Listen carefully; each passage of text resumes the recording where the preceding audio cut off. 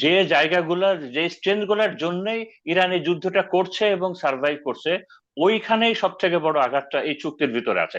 তার থেকে বড় কথা, ইরান যে কারণে এই চুক্তিটাকে, এই যে আমি চুক্তি বলছি না, এই যে 15টা পয়েন্ট যেটা ট্রাম্প দিয়েছেন, এটাকে খুব একটা গুরুত্ব দিচ্ছে না। আমি মিডল ইস্টের বিভিন্ন চ্যানেলগুলোতে দেখলাম, এবং যেটা দেখলাম কারণটা হলো এই পয়েন্টগুলাই 2025 সালে ট্রাম্প এবং ইরানের ভেতরে যে একটা নেগোসিয়েশনের যে একটা ট্রিটির যে প্রসেস তৈরি হয়েছিল, এগুলো সব সেই পুরনো পয়েন্ট। একটা শক্তিশালী দেশ তার আহ, তার যে কৌশলগত যে লক্ষ্যটা থাকে, সেই লক্ষ্যটা যখন সামরিক সাফল্য তার যখন সে পায় না, তখন সে কিন্তু আরো বেশি আগ্রাসী হয়ে যায়। এটা যুদ্ধের সব সময় হয়, সব যুদ্ধে হয়। তো এই কারণেই আমরা আহ, আমেরিকাকে এবং ইসরায়েলকে এখন এত আগ্রাসী মুডে দেখেছি। কারণ তাদের যে কৌশলগত যেটা লক্ষ্য ছিল, যে লক্ষ্যটা এরকম দেশ সবসময় সামরিকভাবে তারা আগে অর্জন করেছে, বাট এইবার তারা ফেল করেছে। আর একই সাথে আমি আরেকটা বিষয় যেটা বলতে চাই, সেটা হলো যে অনেকে মনে করছেন যে যুদ্ধটা তো এখন অনেক বেশি এসকালেট হয়ে গেছে, অনেক বেশি একটা ভয়াবহ পর্যায়ে চলে গেছে। তো এই ভয়াবহ পর্যায়টা এটাকে আমরা কিভাবে ডিফাইন করব? অথবা আমি যদি ইরানের পক্ষ নিয়ে বলি, তো এই ভয়াবহ পর্যায়টা এটা কি ইরানের পক্ষে চলে গেছে না পুরোটাই বিপক্ষে চলে গেছে? তো আমি আগেও একবার বলেছি যে আহ, এই যুদ্ধের যতগুলা সিমটম আছে, সেগুলা দেখে আমার সবসময় মনে হয়েছে যে ইরানের স্ট্র্যাটেজি কাজ করছে, এবং ইরান একটা রাইট ট্র্যাকে আছে। এবং আমরা সবসময় বলেছি যে ইরান একটা অ্যাসিমেট্রিক ওয়ারফেয়ার করছে, যেটা ইররেগুলার ওয়ারফেয়ার। এবং এই ধরনের ওয়ারফেয়ারে যে আন্ডারডগ থাকে, সে সব সময় চাইবে যে পুরো ওয়ারফিল্ডে একটা বড় ধরনের কেওয়াস এক্সিস্ট করুক। কেওয়াসের ডেফিনেশনটা হলো বড় শক্তি সবসময় চাইবে যে একটা এই সমস্ত যুদ্ধটা যেন আন্ডার হিজ কন্ট্রোল থাকে, সো দ্যাট তার প্ল্যান গুলো কাজ করে। আর আন্ডারডগ সবসময় চাইবে একটা কেওয়াস তৈরি হোক, একটা কন্ট্রোল কেওয়াস তৈরি হোক। এই কেওয়াসটাই হলো তার জন্য অপরচুনিটি।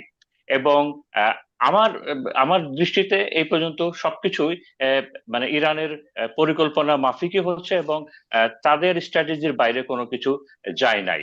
আমি গতকালকে একজন ইউএস, উনি আগে ইউএস প্রেসিডেন্টের সিকিউরিটি অ্যাডভাইজার ছিলেন আগের টার্মে।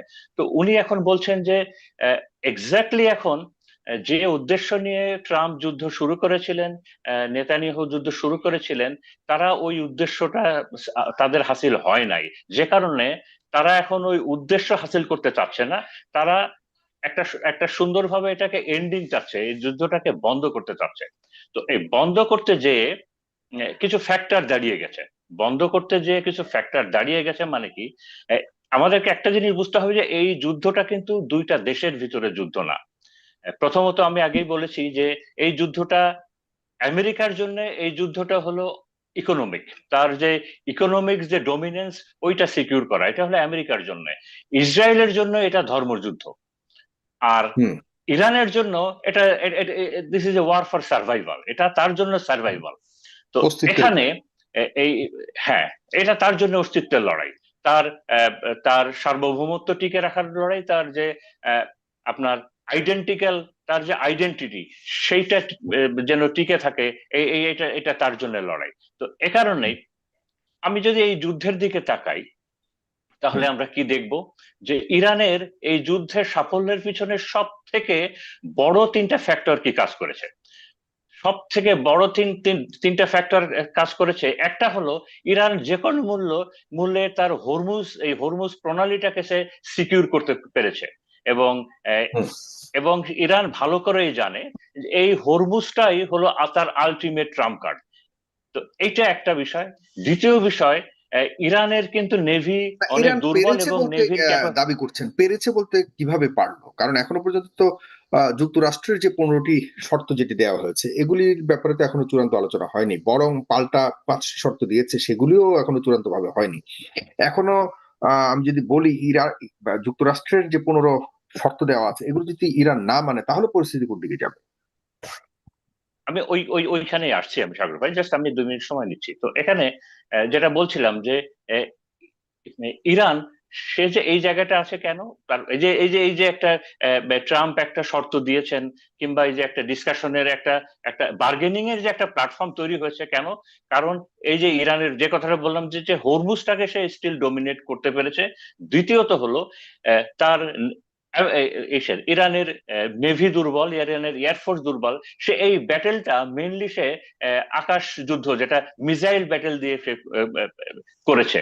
তো তার মানেটা হলো ইরানের সার্ভাইভালের জন্য এই মিসাইল এবং হরমুজ, এই দুইটা সে কম্প্রোমাইজ করবে না।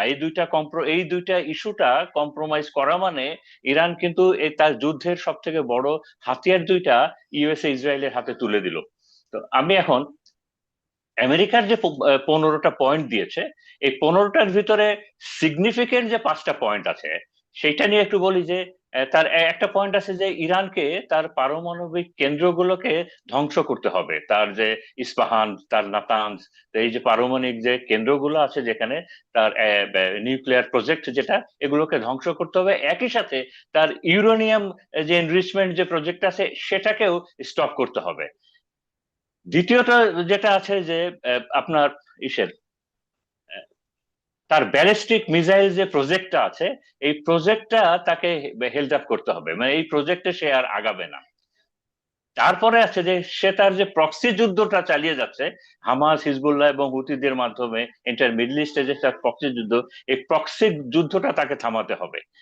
এরপরে বলছে যে এই হরমুজ প্রণালী নিয়ে একটা নতুন বন্দোবস্ত হবে, এবং যেখানে আমেরিকা এবং তার একটা বড় স্টেক থাকবে এখানে।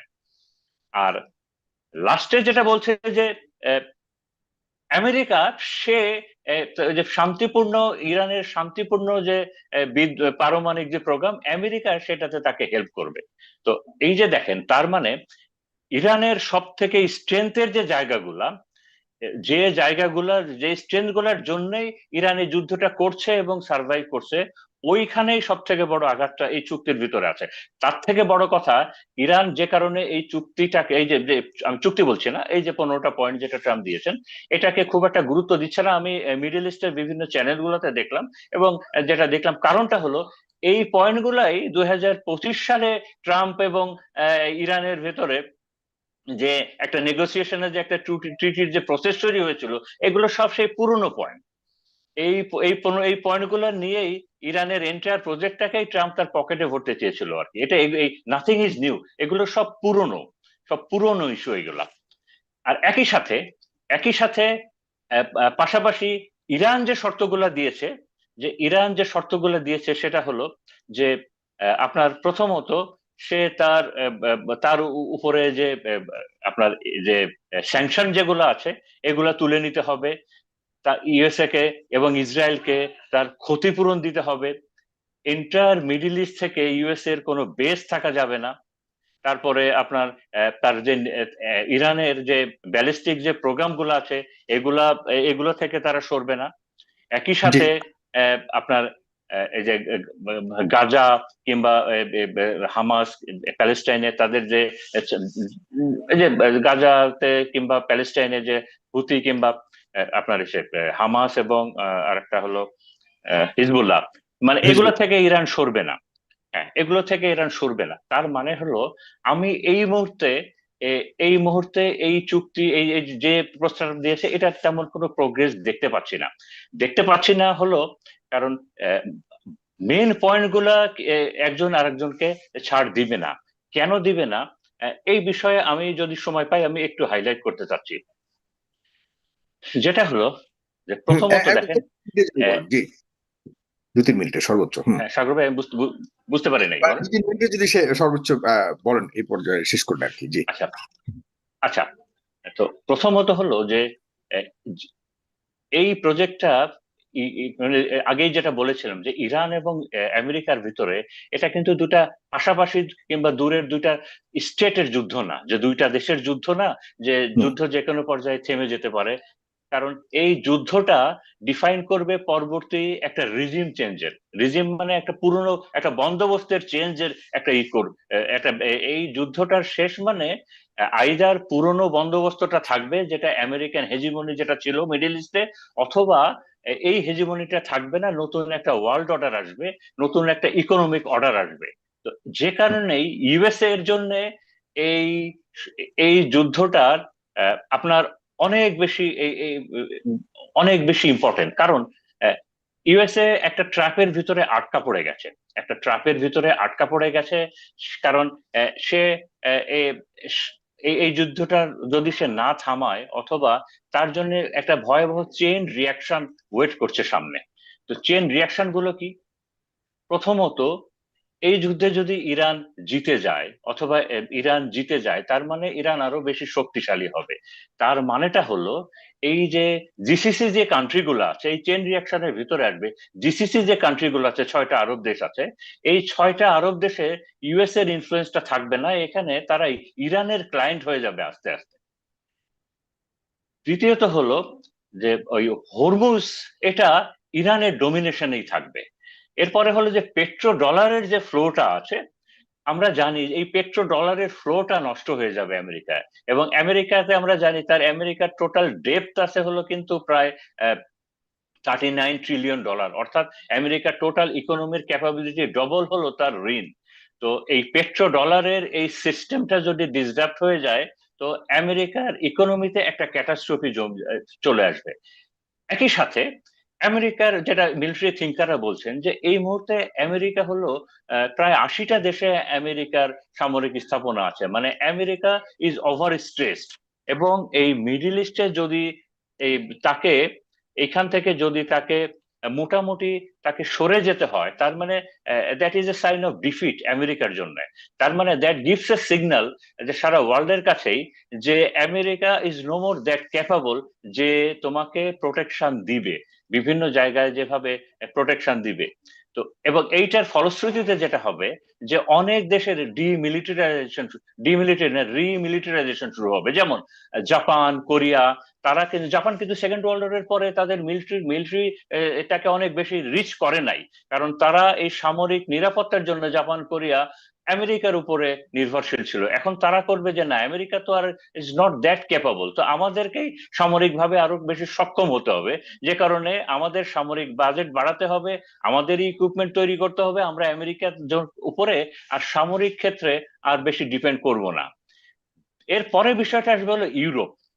ইউরোপ যেটা দেখেছে, যে আমরা এতদিন আমেরিকার যুদ্ধ করে দিয়েছি, আমরা আমেরিকার যুদ্ধ ইরাকে করে দিয়েছি, আমরা আমেরিকার যুদ্ধ ভিয়েতনামে করে দিয়েছি, আমরা আমেরিকার যুদ্ধ সব জায়গায় করে দিয়েছি, বাট আমরা বেনিফিটেড হয় নাই, বেনিফিটেড হয়েছে আমেরিকা। একই সাথে আমেরিকার যে প্রেজেন্ট যুদ্ধটাই আমরা ইউক্রেনের সাথে করছি, এই যুদ্ধের সব থেকে ইউরোপ বেশি ক্ষতিগ্রস্ত হয়েছে।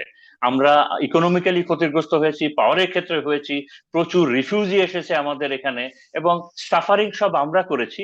তো এখন তারা দেখবে যে আমরা এই আমেরিকার যুদ্ধ কেন টানবো, ইউরোপের কথা বলছি। এর থেকে বেটার যদি আমরা রাশিয়ার সাথেই একটা নেগোসিয়েশনে চলে যাই, সেটাই তো দীর্ঘমেয়াদী আমাদের একটা ভালো ফল বয়ে আনবে। তো একই সাথে একই সাথে আপনার যে ইউএস এর যে ডলারের যে ইন্টারন্যাশনাল যে রিজার্ভ, যে ইউএস ডলারের রাখার, যে সারা বিশ্বতে ইউএস ডলারটা রিজার্ভ রাখার, এবং সেটা অনেক কমে যাবে। তো এই যে আমি যে ফ্যাক্টর গুলো বললাম, এই ইরান যুদ্ধে ইউএসএ যদি ব্যাক করে চলে যায়, এই ইরান যুদ্ধটাকে এক্স্যাক্টলি এখন যেখানে আছে এইখানে রেখে দিয়ে ইউএসএ যদি যুদ্ধটাকে শেষ করে চলে যায়, তো এই চেইন রিয়াকশন গুলো আমেরিকাকে ফেস করতে হবে। তো এরপরে আরো অনেকগুলো পয়েন্ট আছে, আমি যেগুলো এর পরের বার সময় পেলে আমি বলবো।